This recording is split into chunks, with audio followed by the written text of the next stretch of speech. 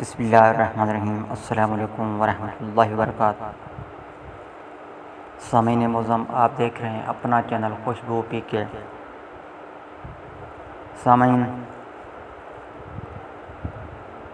جیسا کہ آپ اخبارات کے ذریعے پڑھ اور ٹیلی ویژن کے ذریعے سن چکے ہوں گے کہ نون لیگ کے سابقہ وزیر قانون رانا ثناء اللہ کو منشیات کیس میں گرفتار کر لیا گیا ہے۔ ان کی گاڑی سے منشیات برآمد ہوئی تھی۔ سامعین، یہ بات میں آپ سے پہلے بھی مختلف تجزیات میں کہہ چکا ہوں کہ مزید کرپٹ لوگ بھی قانون کی ذات میں آئیں گے، مزید لوگ بھی گرفتار ہوں گے، مزید لوگ بھی سلاخوں کے پیچھے جائیں گے۔ جب بھی میں اپنے تجزیات میں یہ بات کرتا ہوں تو ان لوگوں کی بات کرتا ہوں جنہوں نے کرپشن کی، جنہوں نے ملک کا پیسہ لوٹا، جنہوں نے ملک کا پیسہ کھایا، اپنا بینک بیلنس بڑھایا، اپنے کاروبار کو ترقی دی۔ پی آئی اے ہو یا سٹیل مل ہو، یہ دونوں فائدہ مند قومی ادارے تھے، یہ نقصان میں گئے،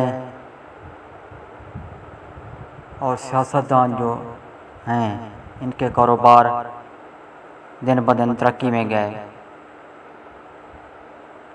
تو میں ایسے لوگوں کی بات کرتا ہوں جنہوں نے اپنے کاروبار کو ترقی دی، ملکی وسائل کو لوٹا، ملکی اداروں کو نقصان پہنچایا۔ میری کسی ذاتی دشمن نہیں ہے، میں اب بھی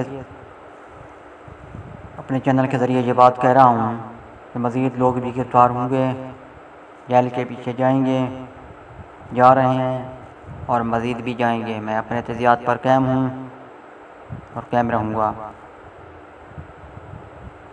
آپ بھی دعا کریں، جتنے بھی کرپٹ لوگ ہیں جنہوں نے ملک کو لوٹا، کرپشن کی، ملک کا پیسہ کھایا، اپنے کاروبار کو ترقی دی، وہ سزا پائیں اور ان سے لوٹا ہوا پیسہ واپس آ جائے، قومی خزانے میں جمع ہو، ملک ترقی کرے۔